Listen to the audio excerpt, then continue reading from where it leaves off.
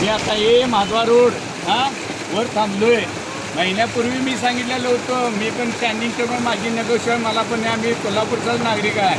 हे चाललं हे चुकीचं झाले. अधिकाऱ्यांनी जातीनं लक्ष घ्या, 10 पैसे मिळणार नाही. आता हे रस्ता करायला आलाय तुम्ही. आता हे गटार नसल्यामुळे पाणी कसं बोंबलत व्हायला लागलं. एक साध्या पावसाळ्याचं हे वळव्याच्या पावसाची ही परिस्थिती आहे. पुढे आता 3 महिने कंटिन्यू पाऊस आहे पावसाळ्यात. तेवढा काय करणार, असा बिनथांबी गणपतीपर्यंत प्रॉब्लेम आहे. आता टोकाने वळापाशी हीच परिस्थिती आहे. आता साड्या दुकानापाशी हीच परिस्थिती आहे. दुसरीच्या कोपऱ्याला हीच परिस्थिती आहे.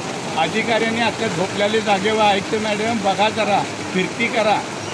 हे नेते लोक आणतात पैसे, त्यांना देणं नाही घेणं असं वाटायला दिलं करा जावा. काय करा जावा म्हणून पहिले गटार पाहिजे, ड्रेनेज चांगले पाहिजे आणि मग रस्ता केला पाहिजे.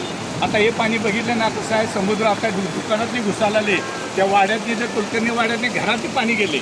आता बोलणाऱ्याचं तोंड दिसतंय बघा. आणि विनय बघा, हा पहिला पाऊस नुसता वळवायचा तर ही परिस्थिती पुढे काय होईल. आणि आता तुम्ही म्हणते तिकडे गटर लाईन घालणार, एवढे चांगले खांब लावतात, केबल घातल्यात, लाखो रुपये जेव्हा कोटी रुपये खर्च झाले, आता पैसे येणार नाही हे म्हणत होते. हे शासनाचा पैसा आहे, आपला जनतेचा पैसा आहे.